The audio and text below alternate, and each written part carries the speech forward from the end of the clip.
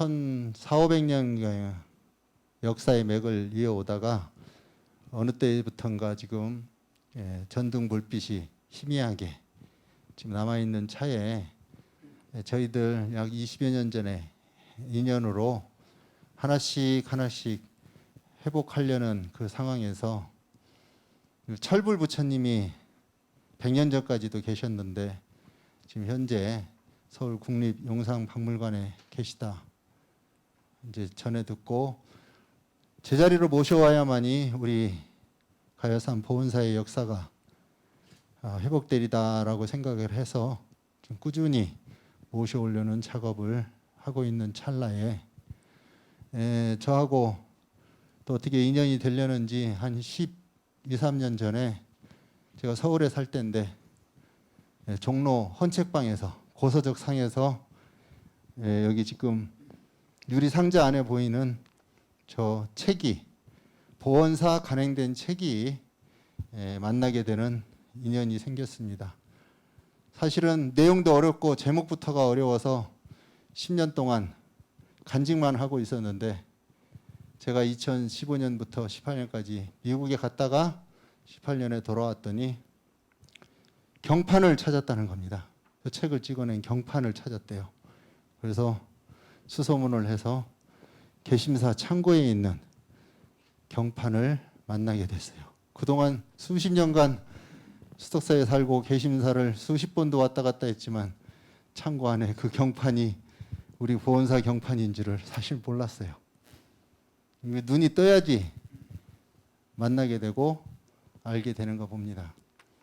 그래서 부랴부랴 2년 전에 우리 수덕사와 개미사 주신께 상의 드려가지고 보원사에 있었던 경판 일부를 보원사로다가 이은해 오는 그런 아주 기적 같은 일이 생겼고 그 경판을 지금 모셔오니까 여기에 여러분들 보시다시피 421판이 개심사 경판이 있었는데 그 중에서 320판이 우리 보원사 경판이었고 120판의 경판은 6종류로 나뉘어서 보물로 정해되었고 비지정된 200판의 경판만 우선적으로 모셔온 것이 지금 여러분들 눈에 보이시는 이 경판이겠습니다. 이 경판이 어떤 내용이냐 봤더니 저 책하고 딱 맞는 수륙제 의식의 경판이었습니다. 그래서 그 면을 찍어낸 것이 어떤 면 책하고 같은가를 전시해 놨는데 바로 법계성범 수륙제의 승예의계라고 해서 수륙제 경판이었습니다. 깜짝 놀라서 몇백 년 만에 만난 이 경판과 책을 통해서 전문가 우리 교수님들께 자문을 받고 우리 보원사의 역사를 하나씩 복원해 가는 과정에서 1500년 전 서산마의 삼전물을 통해 가지고 백제시대 때의 흔적과 역사를 알 수가 있고 그 다음에 5층 석탑에 들어있는 연기법송이라는 사리함의 글귀를 통해 가지고 통일신라 시대의 석탑임을 확인을 하고 있고 법인국사 탐문스님 900년에서 태어나셔가지고 975년에 입적하신 우리 법인국사 탐문 스님을 통해서 1100여 년 전에는 무슨 일이 있었는지를 우리는 알 수가 있고 그 뒤로 이 경판 책은 1565년 지금부터 약 470여 년 전에 우리는 이 수륙제 경판과 책을 통해서 무슨 일이 있었는지를 알 수 있는 이렇게 해서 우리 내포 가야산의 수덕사 못지않게 중요한 이 보원사의 역사를 하나씩 찾아가고 있는 중입니다. 아무쪼록 오늘 사회를 봐주기 위해서 우리 종단에 아주 뛰어난 굉장히 중요한 이름도 장군님이세요. 김유신 장군님이 우리 항상 보살펴 주시고 도와주시기 위해서 사회를 봐주시기 위해서 오셨고 오늘 보원사 수륙제의 과거에 현재 이성원 동북문화대학원대학교 교수님 그리고 논평자로 우리 민순이 강원대학교 외래 교수님 지금 오시다가 조금 약간의 상황이 생겨가지고 지금 부랴부랴 오시긴 하는데 조금 늦어지신다고 합니다. 보원사 수륙제의 의례문화적 의미는 서울대학교 외래교수 심일정 교수님, 그리고 논평은 대한불교조계종교육원 교수화살이 태경 스님께서 해주신다고 합니다.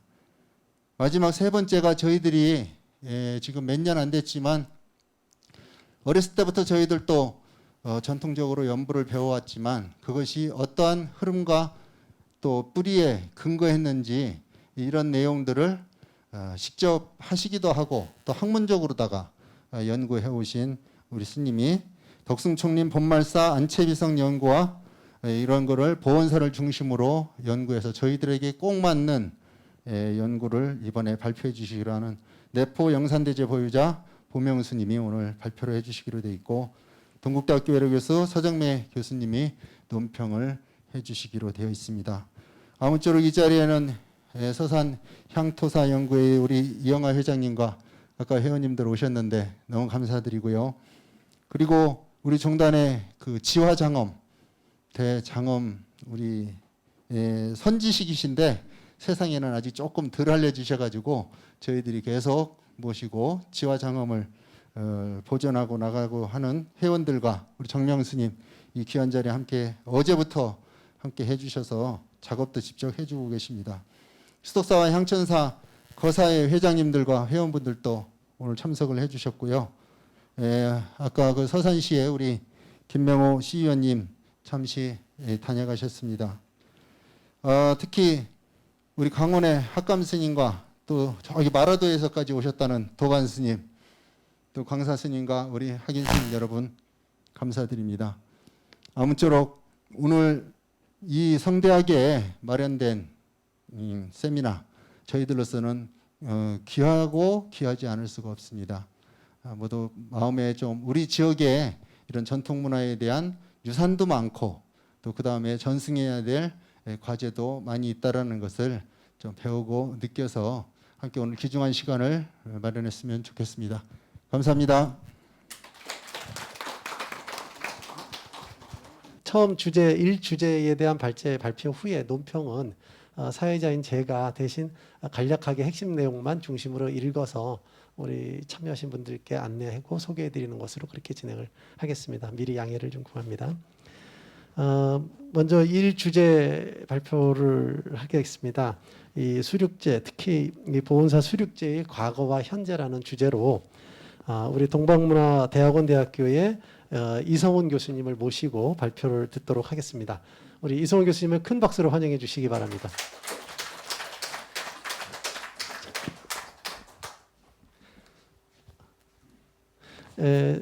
이성훈 교수님께 제가 이성훈 교수님을 조금 제가 소개를 해드리겠습니다. 아시는 분들은 좀 아시겠습니다만 우리 이성훈 교수님은 우리 불교 의례 그다음에 불교 의례 학 정립에 굉장히 큰 굉장히 성부적인 노력과 성과를 내오신 분입니다.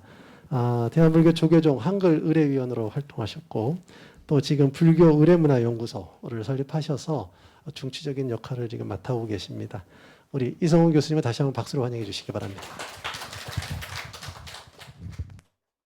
나무부터야 이성훈입니다. 제가 오늘 보온사 수륙제의 과거와 현재라는 주제를 받았습니다. 그 보온사 수륙제의 과거와 현재라는 주제는 주최측에서 함양한 주제이고요. 제가 굳이 거기에다가 한 말씀을 보탠 것은 부제인 도량 건립을 중심으로입니다. 보온사 수륙제가 우리 위원장 스님 말씀하신 것처럼 적어도 1565년에 경판이 남아 있었고 한국 불교의 수륙제가 적어도 11세기쯤에는 정착되었다고 본다면 이 보원사라는 국가 원찰적인 성격이 기능을 갖고 있는 사찰에서 수륙제가 1565년에만 설행되었다고 그때쯤 설행되었다고 생각하는 것 자체는 굉장히 단견일 겁니다. 아마 적어도 한국 불교가 4세기 후반에 들어와서 6세기 초반 법화왕 시절에 신라로에 공인이 되면서부터 불교는 국가의 중추적인 그 정신 기능을 그 재앙의 예방이라든지 아니면 흔히 말하는 복덕의 추구 등등을 수행할 때 종교적 기능을 대행했다고 볼 수가 있을 것 같습니다. 그렇지만 현재 우리는 자료라는 역사 자료라는 것을 근거로 설명하지 않을 수밖에 없는 한계에 봉착되어 있습니다. 그 30분 안에 사실은 보온사 수륙제의 과거 현재를 말한다는 건 불가능에 가깝습니다. 가깝고 사실은 여기 많은 어른들이 스님들이 와 계시고 제가 거사님들이 와 계십니다만은 세미나의 형식입니다. 오늘은 강연의 형식이 아니고 세미나의 형식이기 때문에 세미나라는 것들은 그쪽 분야에서 말해지고 있는 것 가운데 조금 달리 해석하거나 새롭게 해석되어야 될 것들을 중심으로 다루게 됩니다. 아주 간략하게 보온사 수륙제의 과거와 현재에 대해서 말씀을 드리고 과연 우리는 앞으로 어떠한 곳을 보고 어디로 가야 할 것인가에 대해서 한번 생각해 보도록 하겠습니다. 오늘 제가 드릴 말씀은 이거죠. 과거와 현재라고 했으니까 근대 이전에서 과거의 수륙제는 근대 이전의 수륙제에 의해서 보온사 수륙제의 모습을 천상 훑어볼 수밖에 없다. 왜? 대한민국에는 불교 어뢰 자료가 많이 남아 있습니다만은 대한민국에 남아 있는 불교 어뢰 자료는 거의가 의문 중심입니다. 의문은 쉽게 말하면 영하의 대본 가운데 대사 중심이라는 겁니다. 영하의 대본에 보면 지문이 많이 있지 않습니까? 지문이 많이 있어야지 이때는 이렇게 하고 이때는 이렇게 한다는 걸 알 수가 있는데 우리나라 어뢰 자료는 다행스럽지 못하게도 지문이 많지를 못합니다. 그러다 보니까 정확하게 16세기에는 어떠한 모습이었는지에 대해서 정확하게 재구성하기가 어렵다라고 볼 수 자료도 없고 대부분 남아 있는 건 어문 자료이기 때문에 그렇다. 그렇기 때문에 근대 이전에 적어도 보온사에서의 수륙제가 조금 전에 우리 이 원장 스님이 소개한 게 법계 성범 수륙성의 수제의계 이것들이 흔히 약칭 지반문이라고 하는데 이 지반문뿐만 아니고 결수문이라는 것, 중례문이라는 것, 배비문이라는 것, 법화경 등등 예수문까지 예수제 의문까지 다 이것들이 선행된 그리고 목판에 남아 있는 참 희유한 사찰이죠. 사실은 판본 가운데 인쇄본이 남아 있는 사찰은 더러 많이 있고 뭐 송광사나 봉원사 같이 판본이 많이 남아 있는 사찰이 없는데 어쨌든 많은 판본이 이루어졌고 적어도 그 중에 7, 8 판본은 목판본은 다 수륙의대에 관련된 것입니다. 사실 우리나라 수륙제는 수륙제뿐만 아니고 어뢰는 많은 변화를 겪었는데 저는 단도직입적으로 말씀드리면 한국 불교의 삼보통청은 수륙제의 상위청이라고 생각합니다. 모셔놓은 부처님 앞에서 부처님 오세요, 자리에 앉으세요 이렇게 말씀을 하십니다.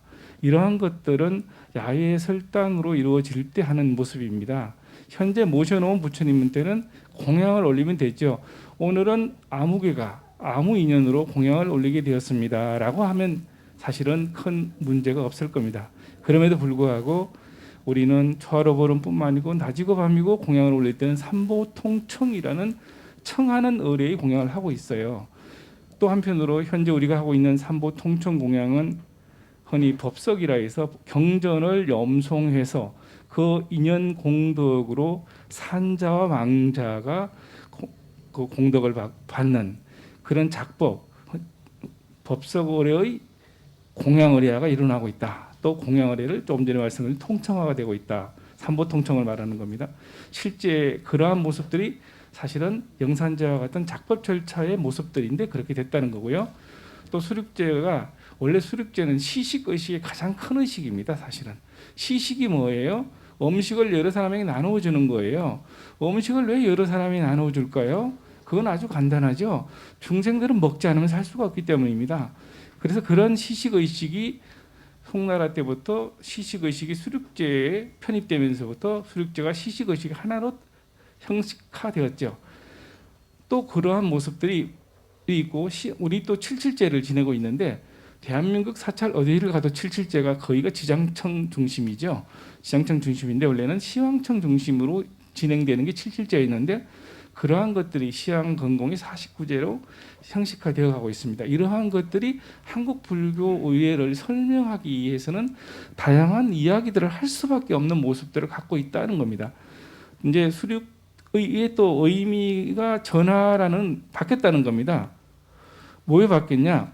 수륙제가 흔히 물가에가 사는 어뢰라고 생각하는 분들이 굉장히 많았는데 수륙제의 의미는 천지명양 수륙어문에 보면 수륙의 네 가지 뜻이라는 말이 나옵니다.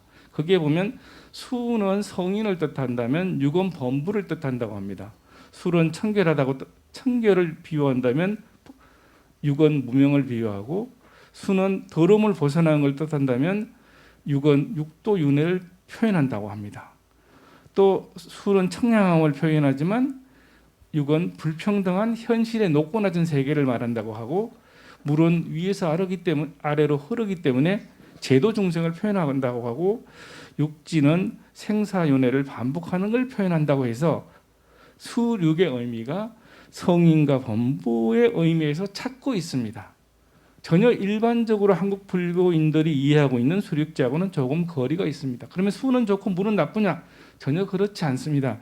수는 육에 있고 육은 수로 말미암아서 생성되어 가고 있지 않습니까? 그러니까 좀 심하게 말하면 성인과 범부가 돌이 아니다라는 불교의 평등 사상이 여기에 들어있다고 말할 수 있습니다.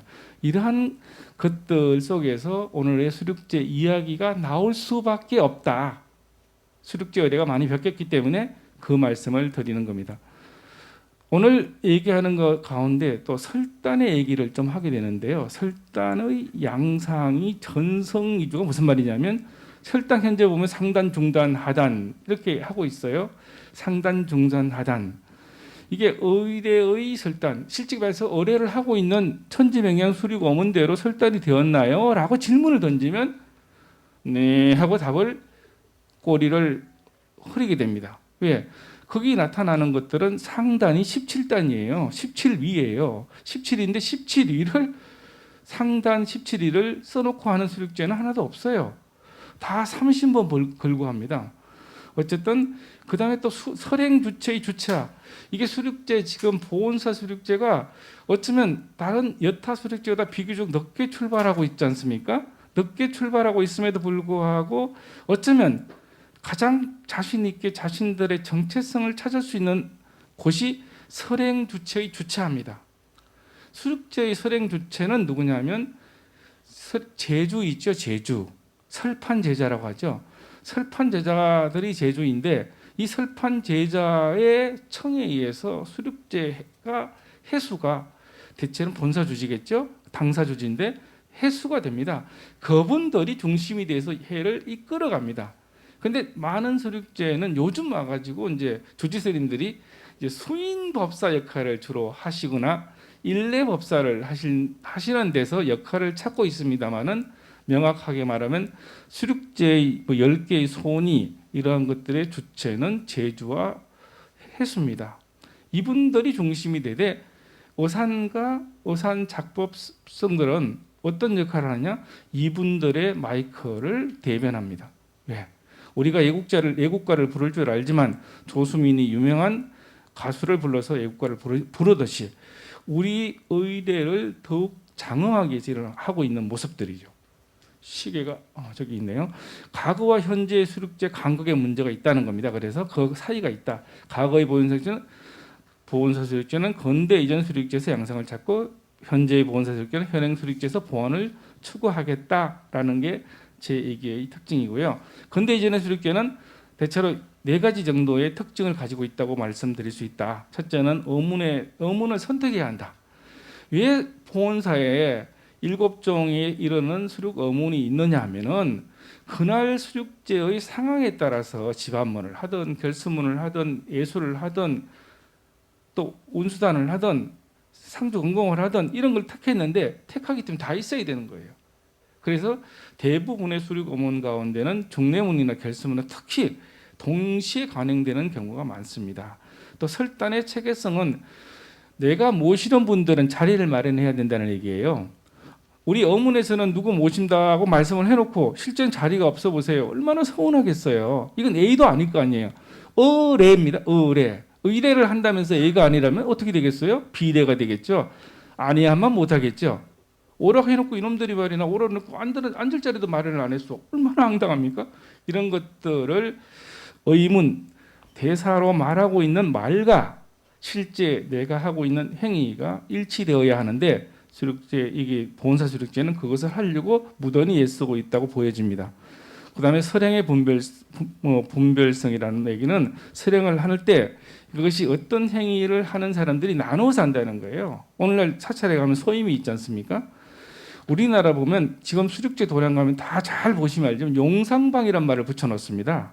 법사 방목을 용상방에 같이 붙여놓죠.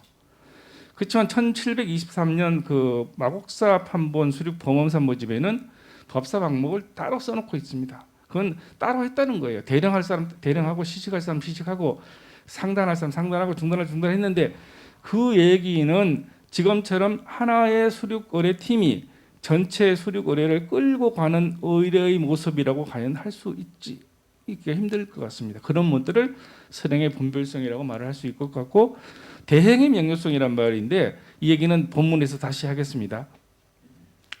어문의 선택성은 범음을 아는 사람이 병법 앞으로 나가서 오늘 작법을 뭘로 할까요? 물으면 그 병법 스님이나 그다음에 해주 스님이 오늘은 뭐로 하라고 얘기할 게 있으면 얘기를 해주고 대체로 없으면 이미 의산선이 다 아니까 오늘은 상례대로 한다는 얘기가 나옵니다. 그렇기 때문에 좀 전에 말씀드렸던 수륙 의문들을 동시에 갖고 있지 않을 수밖에 없었다 이거고요. 그 기준은 설판이었다. 설판은 좀 민망한 말씀입니다만 돈 내는 사람이 돈의 규모죠. 제주가 한 번에 5천만 원 1억을 내면은 많은 스님을 청해 가지고 골고루 보시를 할 수가 있잖아요. 지금 우리는 소임을 주는 게 목적이 아니고 공양을 주는 게 목적이에요. 보시를 주는 게 목적이라고요. 그렇기 때문에 이 설판의 기미를 봐서 대기 이설했다. 그 기회를 따서 만들었다. 그것이 이제 어문의 동시 간행인데 지반문과 중내문이 한 해 사이에와 결스문이 간행된 것들이 그런 모습이고요. 또 이런 것들이 감로도의 법상 위에 제 어문집이 놓여 있는 모습을 볼 수가 있습니다. 이게 1770년 봉수암 감로도인데 요 부분 있죠. 여기 보시면 알지만 여기 있는 분들이 어산팀이라고 볼 수 있어요. 근데 어산팀이 지금 현재 설단의 옆에 서 있는 팀은 보온사밖에 없었습니다. 대부분 어산팀이 지금 어디에 있죠?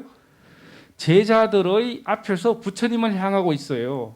그 제자의 의례를 대신하고 있어요. 실제로 여기서 고아일신 김영정례할 때 고아의 아는 법주 작법 스님이 아니고 제주 또는 해수 스님이에요. 내 역할을 하는 것은 예경은 내가 해야 하는 거고 공양을 올리는 건 내가 하는데 사실 마이크 시설이 없는 시설 그리고 대중들 앞에서 그러한 얘기를 할 때는 당연히 범평이 뛰어난 분들이 설법성의 얘기까지 하게 됩니다. 그런 모습들이 여기 볼 수가 있다. 이 얘기가 다시 말하면 이제 첫 번째 제가 얘기하고 있는 것들을 뒷받침해 줄 수 있다. 이 얘기고요. 그다음에 설단의 체계성이라는 얘기는 범엄 3버지 보면 12단이니 17단이 이런 말들이 많이 나옵니다. 자단에 보면은 상단이 있고 끝에 하단에 고운단이 있는데 자단은 부처님 쪽에서 가운데 중위단이 있고 당산, 성황, 오로, 종실이가 있고 오른쪽에는 제산단, 가람단, 사자단, 가친단이 나옵니다. 요 밑에 법계 고운단이 나오는데 대한민국 대부분의 법회는 법계 고운단에 재산 스님들까지 창건주 스님까지도 여기 모셔요. 그리고 영단에 임금님하고 법계 무주고원까지 한 군데 다 계십니다. 평등하게 있다고 말씀할 수 있을까요? 평등의 의미와 차등의 의미를 적당히 섞어서 생각하면 곤란합니다. 본질의 측면이나 법성의 측면에서는 평등한데 현실의 측면에서는 자차가 있듯이 임금님의 위패와 법계 고운의 위패가 같이 있는 경우는 있을 수가 있을까요? 없겠죠. 적어도 근대 이전의 세계관, 유가적 질서 속의 생각이 확고하게 자리 잡은 분들에게는 있을 수 없을 겁니다. 어쨌든 이 가친단하고 법계 고운단조차도 구별됩니다. 이 가친단은 바로 제주단이죠. 제주의 위패들을 모시는 데예요. 종실이 마찬가지고요. 그다음에 예적단은 5단이 있는데 이런 단들은 정문이나 사항원, 이때 사항은 4천왕입니다. 그 건광문, 외사문, 이 외사문 앞에 설단을 한다. 그다음에 신중작법은 대창굴, 소창굴, 하암창굴로 했는데 오늘날은 대창굴이 흔히 말해서 백사의 신중청이고 소창굴은 백사의 신중청을 한 17개 정도로 이목을 줄여서 하는 겁니다. 사실 다 부르는 거죠. 하암창굴은 39의 창굴이에요. 근데 하암창굴은 주로 하암법석 때 많이 했다고 보여집니다. 우리 태경 스님이 이쪽에 대해서 굉장히 권위자신데 그때는 당연히 하암시식을 하고 하암창굴을 했다고 보여집니다. 그런 것들은 이분들은 단을 어디다 놓느냐. 이분들이 결계 및 호지를 하고 중의에 근데 이때 중의는 명부시향이라는 말을 하려고 합니다. 여기 보시면 여기는 똑같은 단은 똑같이 있는데요. 단은 똑같이 있지 않습니까? 있는데 이 도림사판에서는 12단이라는 표현을 쓰고 있고 중흥사판에서는 17단이라는 표현을 썼는데 이 얘기는 사실 제가 작년 세미나 때도 얘기를 했어요. 근데 또 할 수밖에 없는 건 작년에 했을 때의 의미와 올해 설명할 때의 설명자의 위치가 조금 달랐기 때문입니다. 여기 정문이면 오늘날은 정문이 있는 사찰이 흔히 말해서 봉정암하고 봉정사, 영주의 봉정사하고 여수의 흥국사만 있다고 건축하시는 분들은 얘기를 하더라고요. 이 봉정사는 요 정문 위에 대부분 누각이 들어갑니다. 정문이 사실상 없다고 봐야 돼요. 정문 앞에 예적단이나 사왕단, 명왕단들이 이렇게 차려진다는 거고 여기 나머지 55단 같은 걸 차릴 때는 정문 앞에다가 쭉 단을 차리는데 55단이니 58단을 차리는 이유가 내가 부르기 때문이에요. 내가 불러서 공양을 올리려면 말이 무차평등인데 실제로는 무차평등하려면 어때요? 몇 사람만 주면 무차평등이 안 되잖아요. 무차는 오는 사람 막지 않는 게 무차거든요. 그리고 그런 모습들을 볼 수가 있다라고 이게 이런 것들이 적어도 근대 이전에는 체계적이지 않았을까. 이건 지금 수륙제 4단, 대만 수륙제, 법계 성분 수륙 성의 수제 의계 이 판본의 원형이 뭐냐면 원형이 법계 성분 수륙 성의 수제 의계예요. 법계 성분 수륙 성의 수제 의계가 사자청 앞에까지는 똑같은데 그 다음부터 다릅니다. 다른데 여기를 가만히 보시면 수륙 4단 상하당 위차도 해가지고 여기가 불석입니다. 이게 좌우로 2, 3위로 이렇게 쭉 나가면서 잔이 차려지는데 반드시 이렇게만 설단되지는 않아요. 근데 대체로 이렇게까지가 상당이고 요 밑에가 하당이라고 합니다. 오늘날 우리나라 말에서는 당보다 단이 작은 말로 느껴지지 않아요. 4단 안에 하당, 상당이라는 말을 쓰고 있는데 실제로 그렇지 않아요. 이때 4단이라는 말은 이 보시를 뜻합니다. 수륙단의 단자가 실제로는 만다라는 단자에서 나왔습니다만은 단나에서 나왔다고 봅니다. 그다음에 이제 이 체계성에 대해서 중의단은 명부단인데 왜 명부단이겠어요? 중의단은 나머지 신중들은 호지해야 되니까 이 단위에서 공양만 받지를 않고 각각의 문 주변에 계시면서 공양을 받았던 거예요. 그리고 이분들의 위목이 명부시향 등중 사실은 중의단에 이글을 써야 된다는 겁니다. 판관, 기왕, 장군, 동자, 종관이 고사이 등이 중의단인 명부단의 위목이어야 된다. 중의단의 의미는 망자에게는 왕생극락 축원과 산자의 현정복수 당생 정찰을 축원한다. 이게 다시 말하면 뭐겠어요? 예수제잖아요. 이게 지금 수륙제의 중의단은 오늘날 우리가 알고 있는 예수제의 모습임이 그대로 드러나고 있습니다. 이것들은 수륙제에서 예수제가 분화되기 이전의 모습입니다. 설단의 체계성은 결국은 신중단의 명칭과 역할이 도양호주와 결계이기 때문에 가람신 요런 5개 요건 가람신과 옥택신은 제일 앞에서 하고 있습니다만은 예적엄만 금강성자부터 10대 명양 요분들의 역할이 중요하죠. 이분들의 역할이 도량의 결계인데 이제 좀 이따가 다시 나옵니다. 결계할 때는 사실은 지방은 땅위를 말하죠. 길리 분노진언을 외우면서 세수를 하고 사방은 건강보진을 읽으면서 세수를 합니다. 허공은 소식지진을 읽으면서 향을 올리죠. 이렇게 해서 그 지역의 일대를 경계를 금을 걷습니다. 이분들이 신중들의 역할이고 또 하나의 이제 신중 구체적으로 지키는 데가 있죠. 예적 건강성자는 정중앙에 밖에서 서니까 이게 옛날에 임금님이 서면 임금님 뒤에서 칼을 들고 서 있는 사람이 예적 건강성자라고 봐야 됩니다. 근데 중국 같은 데 가보니까 이 대웅전에 유리문 바깥에서 두 분이 딱 서 있잖아요. 실제로는 뒤에서 있어야지. 뒤에서 누구 오면 안 되잖아요. 예적 건강하면 제일 힘센 사람이 임금님 뒤에 서듯이 부처님 뒤에 서요. 두 번째 10대 명왕은 도량의 좌측에 선다. 범천왕, 제석천왕, 사천왕, 천령광문은 도량의 우측에 선다. 복덕대신과 병정군석들은 도량 출입문의 앞에서 좌우에 벌려 선다. 그 다음에 성왕당경, 제후명왕, 주고 육신들은 이분들을 돕는 역할을 하겠죠. 도우미 역할을 한다고 보여요. 17세기 이전에 보온사수력의 양상도 유사했다고 봅니다.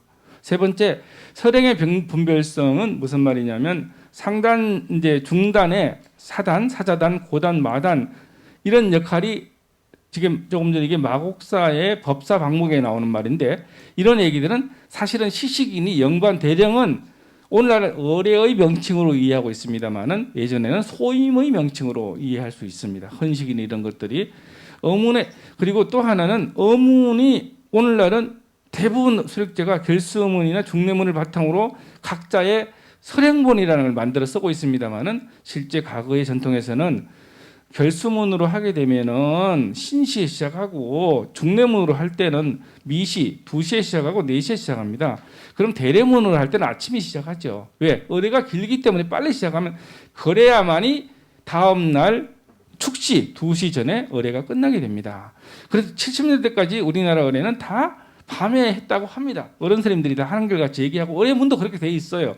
그래서 해시가 돼야지 왕자들은 이런 기령들을 부를 수가 있기 때문에 그럽니다. 그 다음에 대행의 명료성은 대행과 대신이 그 말이 그 말 같은데 어쩔 수 없이 제가 행위를 특정 행위와 대사와 몸짓을 대행하는 걸 대행이라고 했고 이건 충분히 철학하시는 분들한테 공격을 받을 수 있는 소지가 있어요. 대신은 완전히 대신해 주는 걸 말합니다. 실제로는 어산 스님들이 부처님 앞에서 예를 올리는 건 대신해 주는 거예요. 예를 올리는 주체는 제주와 제수인데 해수와 제주의 역할 중 대사와 몸짓을 대행하거나 예견과 근공을 대신하는 양상은 적었을 것으로 보입니다. 근데 국가나 왕실내는 대행과 대신이 병행되었을 것이에요. 실제로 임금님이 와서 누가예요? 향축사, 행양사가 와서 소문을 내리고 임금님이 대신해서 이걸 소를 아뢰었죠. 행양사가 소를 아뢰지 말라는 게 연산군 8년째인가 그래요. 그 다음부터는 임금님의 소문을 누가 읽어요? 삼위가 읽었다는 거예요. 큰 스님이 읽을 수가 없으니까. 그렇게 해서 역할을 대신해 주다 보니 사실은 어산 스님이나 작법성들이 역할이 실제로 제주나 해수의 역할까지 하게 되었다고 보입니다. 대행과 대신을 확인하는 자료는 소문이 있죠. 소문에 보면은 너는 병법 와사리 당신은 어디 가서 수륙제를 며칠 동안 하라고 명령을 내려요. 명령을 받는 사람은 어산 스님들이에요, 사실은. 그러니까 명령을 내리는 사람은 제주여야죠. 제주가 대부분 국가의례에서는 임금님이죠, 사실은. 그러니까 우리는 중앙문을 어간문이라고 하는 거예요, 전까지도. 그래서 20세기 이전에 감로도 법사단의 이치도 조금 전에 보셨지만 대부분 감로단 옆에 보면 오른편에 어산이 이치하고 있다. 그러면 당연히 17세기 이전에 보온사 수력제 양상도 유사했다고 봅니다. 대행과 대신의 구분이 모호해지는 원인이 뭘까? 77제의 법석과 77제의 법석과 동시에 제가 설행되다 보니까 그 명료성이 떨어진다는 겁니다. 실제로 영산작법을 우리 진간사에서는 그래서 낮제라고 그러잖아요. 낮제는 첫날하고 밤제는 밤에 할 수가 없으니까 다음날 하죠. 낮제가 작법이고 영산작법 같은 작법의식이고 밤제가 고원들들 일체의 훈련들에게 시식을 베푸는 그런 이제 수륙제의 형태인데 그것이 섞여 있다 보니 대령도 두분하게 되고 관역도 두분하게 되고 이런 모습들이 보여진다. 중국처럼 법석을 네 외단으로 나누어서 내단은 수륙제, 외단은 6종의 법석으로 딱 따로 하면 섞일 리가 없죠. 근데 지금 중국 사람들이 말하는 내단은 황제가 직접 창석해서 내단이라는 표현을 쓴다고 합니다. 그건 분리성이고. 현대 수륙제는 이렇게 네 가지로 말할 수 있습니다. 시간이 없어서 빨리 가겠습니다. 1분밖에 안 남았네요. 이게 우리 민순이 선생님이 지금 잠깐 부재 중이니까 대신 읽어주면 시간이 한 15분 정도 남을 수 있습니다. 어문 자료에 의하면 사동 중정형의 설단이었을 것이다 이겁니다. 어문 자료라는 건 전까지 말한 것처럼 부처님 전 앞에 그 대웅전 좌측에 선방, 우측에 성당 이렇게 대체 앞에는 누각 이런 것이 가운데 이제 탑이 있는 사동 정중형이었을 거고 이었을 것으로 보이죠. 현재 여기도 충분히 보이긴데 이제 그런 모습은 상단의 정면에 영단을 설치하여 재령이 붓더님의 전문을 들수록 설단했다. 이것이 현재 보온사 수륙제가 여타 수륙제와 다르게 전통을 복원하려고 했던 모습들이 아닐까라고 보여집니다. 다시 이제 현재 보면 이게 2020년에 행했던 단의 위치였는데 작년에도 여기도 영단을 만들었습니다만은 잘 안 됐어요. 어쨌든 여기 영단을 만들었지만 영단이 따로 있다 보니까 이 영단과 이쪽에 청법단, 법을 듣는 단이 좀 이제 왔다 갔다 했어요. 그런데 이제 올해는 2020년에는 상단, 재산단을 분명히 했다는 거. 그다음에 사자단, 중단, 오르단, 영단에서 영단이 사실상 청법단입니다. 법문을 부처님 앞에 들어야 되는데 영단이 지금처럼 우측에 가가지고 단 위에 계시면 이은 법문을 듣는 모습이 아니고 신이나 부처님처럼 공양을 받을 자리에 가 있는 거예요. 그러니까 지금도 설법의식을 할 때는 부처님 앞에서 설법을 들어야 되잖아요. 그러한 것들을 구성하려고 하고 있다. 관역소와 또 대령단이 현재 우리는 실현하고 대령한다고 생각하는데 실현은 대령을 실현하는 거기 때문에 위패가 오는 게 대령이죠. 저쪽에서 위패가 오면 여기서 위패를 임무교대하는 거예요. 일주문 앞에서 온 위패를 받아서 모시고 들어오는 건데 그 의례를 하려고 단을 구성했다. 그것이 이제 다시 이제 평면도로 나오면 이렇게 된다. 이 얘기를 말씀을 드리고요. 그다음에 건단과 대령의 의식에서 계불이용 의식을 먼저 하는데 신중양내 절차로 하고 있다.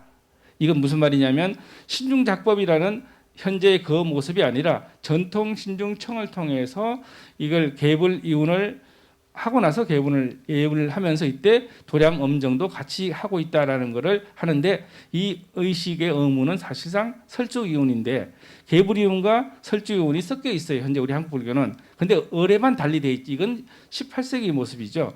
17세기 오정법이나 18세기 범원 삼보집의 사례지만 물목이운들의 모습을 볼 수 있습니다. 근해소로 도량 건립을 아뢰고 있는 게 현재 계불이운의 모습이고 그다음에 영혼단이라는 의식을 대령단이라는 것이 이제 현재 대부분은 실현처라고 하죠. 그걸 영혼단에서 실현 절차 후 대령 소참을 해서 실현을 한다. 대령 소참과 사실 사찰 정문 앞에서 하는 사문 소참을 복원해 놓았습니다. 작년부터 복원해 놓았는데 그다음에 사실 어제 사마사에서는 영향축일을 했어요. 행향사를 맞아 향축을 맞이하는 의식이죠. 실현으로 대령하는 홀령을 실현하여 관역소로 모시는 거죠. 관역을 마친 홀령은 정문 앞에서 사문소참을 행한다. 이 얘기는 소참이라는 게 이제 법문인데 짧은 법문이잖아요. 짧은 법문을 만났을 때 한마디 하고 이제 목욕하고 난 뒤에는 입장이 좀 달라졌지 않습니까? 목욕을 하고 났으면 이제 부처님 앞에 가야 되니까 좀 더 이제 본질적인 부처님 한마디를 들려드리는 거죠. 굳이 앉아서 할 필요가 없어요. 옛날 우리 선원의 소참들이 대부분 서서 했답니다. 정기적으로 초하루법을 하는 소참이 아닐 때는 아주 짧게 했다고 하는데 이것도 아마 의례도 그런 식이 아닌가 싶어요. 이때 사문소참 의무는 1529년 청문을 참조했는데 여기 와 계신 이 태경 스님이 1529년 판본을 이게 동대 도서관에 입장이라고 그래야 되죠? 입장하는데 귀하신 분이에요. 사실 저런이 불교 의례 발전에 굉장히 공로가 많다고 저는 생각을 합니다. 우리 박수 한번 쳐주실래요? 그다음에 77법석과 수륙제인데요. 77법석은 현재 대부분 사찰에서 이제 수륙제하는데 77법석을 합니다. 본제 49일 전에 입제 후 며칠째 경전염선과 건곡을 한다. 근데 사제 때는 작법무당을 같이 하셨다고 하고 오제 때는 가난함에서 해변 수륙제로 봉인된 걸 해변 또는 해상이라고 할 수 있을 것 같습니다. 17세기, 16세기 초반 청문회 안자개송을 또 채택하고 있는데 이 모습들은 사실은 하지 않는 분은 잘 모를 수 있습니다. 하지 않는 분은 모를 수 있는데 이걸 제가 그 보고서에서는 상세히 써놨으니까 관심이 조금이라도 계신 분들은 한 번쯤 심심할 때 잠 안 올 때 읽어보시면 좋지 않을까 싶습니다. 그리고 이제 경제소리 보유자 및 이수자, 전수자에서 전통 의례가 좀 개성되어 있고 지금 또 다음에 그 이쪽 소리에 대해서 보명스님께서 발표를 하고 계시니까 앞으로 이 수륙제가 어디를 향해야 되고 어떻게 가야 되는지에 대해서 사부대중들의 고뇌와 고민, 탐구가 많아져야 되지 않을까라는 생각을 합니다. 결국 무차별의 무차평등사회로 보훈사수직을 실행을 하고 있는데 이제 네 번째는 우리 옛날 스님들이 맨날 1차비 2중지를 그럽니다. 1차비 2중지. 차비가 이렇게 중요하잖아요. 그때 1차비의 핵심이 수륙제는 뭐 번, 그다음에 지하 등등이 많이 있잖아요. 첫 번째 차비한다는 것. 처음에 이때 차비는 이런 물목을 준비하는 것도 있습니다만은 사실은 의례를 며칠 동안 어떻게 하고 어떤 스님을 모실까요? 뭐 등등들 다 차비에 포함됩니다. 이런 날짜의 배치 같은 것들. 그래서 차비가 제일 중요하다. 그렇죠. 돈이 제일 중요하잖아요. 이 돈 없으면 이걸 어떻게 하겠어요? 그 설판이 중요한 것처럼 설판에 맞는 차비를 하고 그다음에 스님들이 역할을 한다는 얘기입니다. 근데 이 1차비를 위해서 사중이 지하 등을 생산하고 있다. 이 얘기는 대한민국에 지금 웬만한 수륙제는 다 하고 있습니다. 심지어는 사마사 수륙제인데 물감까지도 이게 채집을 해서 이걸 내 가지고 이거 염색하는 걸 저도 보고 왔습니다. 그리고 사천왕도를 생산해서 도량의 사방을 애호하게 하는데 이 사천왕도하고 사실은 사천왕도도 조금 전에 봤을 때만 어디 있어요? 오른쪽에 다 있었잖아요. 그런데 이때 사천왕이 사방을 지킨다는 개념, 법석의 사방의 개념이에요. 그 약간씩 차이가 있습니다. 그런데 수륙제 교실로 전통오해 복원과 개성에 앞장서고 있다. 또 복되고 길한 날이다. 이걸 만들어가고 있다는 겁니다. 1581년 잡문, 천지명양수륙 잡문이죠. 이 잡문을 교정을 보신 하정순 스님이라는 분이 계신데 이분이 하암을 전공하신 분 같아요. 그러니까 이 도량이 하암 도량이잖아요. 하암을 전공하신 정순 스님이 천지명양수륙 잡문을 쓰시면서 복되고 길한 날이란 말을 쓰시더라고요. 그 여기에 이 의례에 참석하신 어른들이나 사부대중은 복되고 길한 날을 만들어가고 있는 게 아닌가라는 생각을 했습니다. 비록 보건사수륙지가 출발은 좀 늦었지요. 복원의 역사. 보건사의 복원이라든지 정착이 얼마나 고통 힘든 세월이었습니까? 우리 이원장 스님 말씀하신 것처럼 20년이라는 긴 세월 동안에 어마무시한 노력을 들이다 보니 당연히 기성에 있는 기존 사찰보다는 출발이 늦었습니다. 그렇지만 정확한 고정을 위해서 진력하고 있는데 어쨌든 박사님이 이 의례를 준비하는 데는 또 여기밖에 없는 것 같습니다. 그리고 또 우리 총회의원 스님이나 이런 운영위원장 스님의 원력이 사실 대한민국을 압도하고 있지 않습니까? 이 어른들의 원력과 박사님의 지혜와 사부대중의 노력 등이 어우러져서 현재 수륙제가 선행되고 있는 것 같습니다. 결국은 마지막입니다. 육조사생의 구제를 위한 전통의 수륙제 재현을 위해 내의 협력으로 이루어가고 있으나 한 걸음 더 나아가 3단 6도의 보시를 실천하는 이 3단은 상중하단이 아니고 법시, 보시, 제시입니다. 이 3단 6도가 대한민국에 수륙제가 들어오면서부터 상중하단으로 단이라는 글자로 말미암아서 상중하 단이 되어버렸지만 중국 수륙원문에서는 3단의 단자를 흑토변의 단자를 쓰면서도 법시, 제시, 무엇이라고 주석을 합니다. 이 3단은 육바라밀이 육시잖아요. 3단 육시를 실천하는 의례지. 결국은 대성불교의 출가 제가의 제1 수행 신행이 뭡니까? 보시바라밀이잖아요. 보시바라밀을 실천하는 의례로서 수륙제는 정착되었다고 저는 생각을 합니다. 신행문화로 정착되어 자율적이고 경제적인 수륙제가 되어야 되죠. 간공서로부터의 지원에 의해 이루어지는 수륙제에서 나아가 신앙인들의 자발적인 보시로 이루어질 수 있는 수륙제. 대만 불광산사는 수륙제 한 번 하면 그 많은 1,300명의 그 스님네들과 대학교가 2개고 방송국이 2개인데 1년 동안 유지비가 나온답니다. 참 우리가 그걸 어떻게 생각을 해야 되겠습니까? 신도들의 보시가 없는 수륙제가 아니라 신도들의 보시에 의한 수륙제가로 자리매김할 때 바람직한 제대로 복원한 전통 문화로 인정받을 수 있지 않을까라고 생각하면서 저의 얘기를 여기서 정리하겠습니다. 파라미타.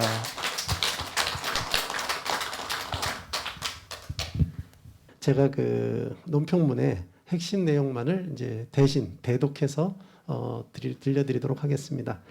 학술대회 그 자료집, 이렇게 노란색 표지로 되어 있는 자료집에 31페이지에 수록되어 있습니다.